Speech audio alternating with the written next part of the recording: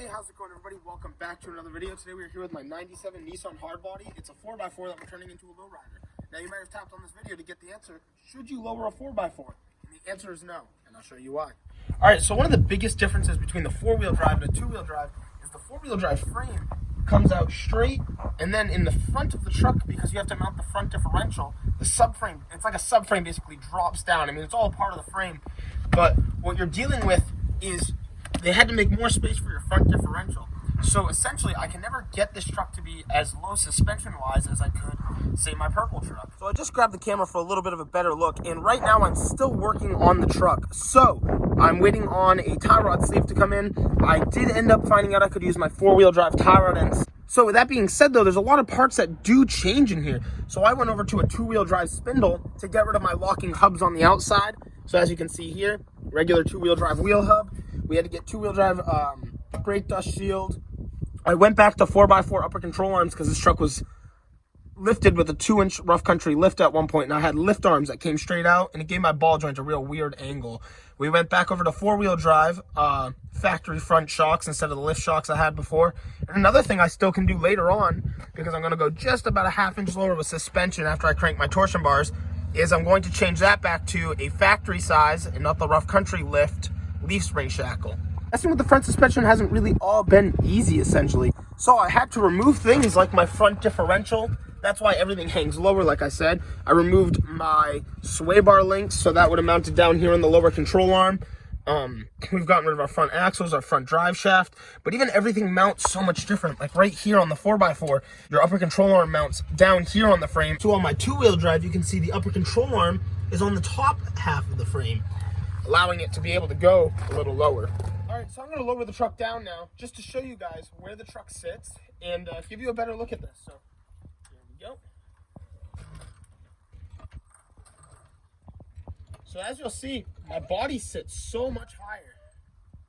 Now if I take the camera and go down here, I can show you guys our lower control arms are maybe about 2-3 fingers from the ground.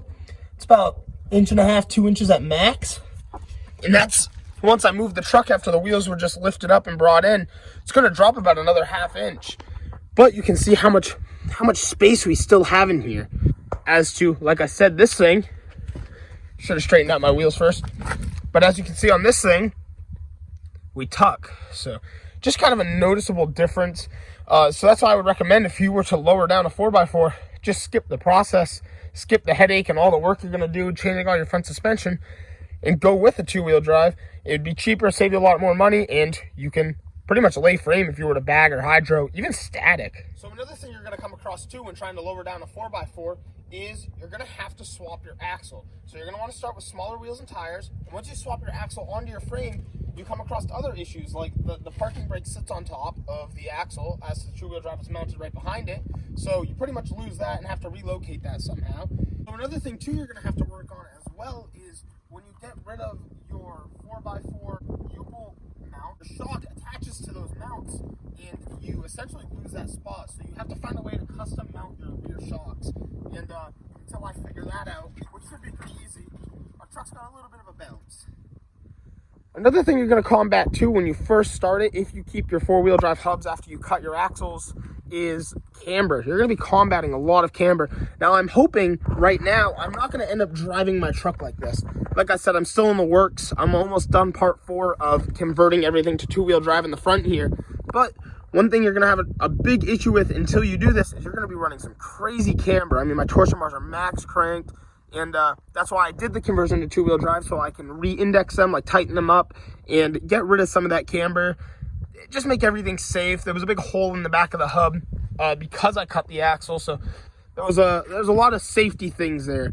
And now it's a lot safer, and it looks so much cleaner. And the biggest reason I did this is, besides safety, I've always wanted Dayton's wire wheel wheels on a vehicle, and I'm going full lowrider with this. So I can't run wire wheels with a big locking hub for four-wheel drive, so now we have that in place. So another issue I came across too lowering down my 4x4 is I'm now going to have to change my gear ratio. When I go on the highway, I can just about hit maybe 75 miles per hour, and that's it. The truck starts screaming at about 5,000 RPMs, and you are not getting past that.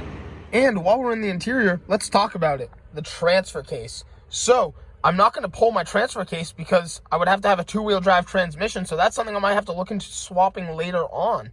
And to get that little bit more low, like I was showing you guys earlier, the only way I can see how to do that now to maybe get a little closer to tucking some wheel is converting that leaf spring hanger to a two-wheel drive back there. And then in the front here, like I said, I have to re-index my torsion bars, which is going to lift the truck up a bit. I am going to consider body dropping the truck. So I can actually show you right there. We have these big mounts right here. The four-wheel drives came with a body lift from factory. So my frame all around, look how much lower that sits. We walk right over to the beautiful purple truck over here. And look at that, barely showing frame. You know what I mean? We got like maybe an inch or two there. But right over here, I mean, my cab just about sits almost above the frame. So one of the next projects I'm going to be working on after we get all the suspension dialed in is getting rid of these mounts. Metal on metal, baby. This is just a full-on fun project. I don't care about how comfortable it is to drive. As long as it's safe for the road and hops and three wheels, then we're in business. So in conclusion, those are just kind of some of the reasons that I would say it's not really worth lowering a four-wheel drive. So everybody asks me, why did I lower my 4x4? And, well, the reason being is I've had this truck for about 7 years now. It was a hand-me-down from my grandfather. It was my first truck. He said, look, I'm going to scrap it or donate it, or you can put the money into it and make it your first truck. So about $500 later, we got the thing running. We put a new fender on it, and it was good to go down the road and a new exhaust. But I didn't have space for a third truck in my yard, and I've always wanted a lowrider. I have the purple truck, it's static, but I wanted something with switches. Now, I love bags, but I really wanted the quickness of just the hydraulics. I love the sound. Just something about it really gets me. So I'm excited to run wire wheels, get this thing all rust free. So we're going to be looking at getting a new bed for it eventually. We're just tying up all the important ends, you know. Safety first is really what's important with this build. But yeah, I really didn't have room for a third truck, and I wanted to build a lowrider. This truck is sentimental to me, and I didn't want to get rid of it. It was starting to really need some love. So by doing this, I think I'm really giving it way more attention than I would have given it if I left it as a four-wheel drive. It gives it a way cooler story. So that's why I'm lowering my 4x4. But realistically, there's been a lot of times where I'm sitting there going, man, I wish I just did it to a two-wheel drive. But anyway, it's a cool story. And now we're going to go take a look at my friend Camden's 1929 Nash that he's been working on. So we're going to head over to his garage now. Up the roll cage and then in. You're going to want to use those two tubes as ladders for the front. I love that. Yeah. Alright, what's up guys? Welcome back to the channel. Today we're here with my friend Camden. How we doing? He's building his 29 Nash street legal race car, I'm going to call it. Like I don't know if you have a name for it, but pretty much what it is. but we're gonna hop in here. It's like hop in here, so we're gonna jungle gym through his car. This is it's always a fun way. The doors are welded right now, so this is the best way to get in. You said climb over the roll cage? I might step on the tire, but I would use like just to get in. Yeah. It's tight. The seat is that big. So we'll be just chill over here. You see. It's gonna be pretty fun. This seat's crazy. This is like That's comfortable. Yeah. Big boy approved. What transmission is it? Multi 4-speed. Nice. And for some reason, I got it out of a modified. It does have first and second gear. But the guy who owns Moody's Collision, Yeah. he bought like an $80,000 hot rod and didn't like the motor that was in it. So it didn't feel like the one he had in high school. So he pulled it?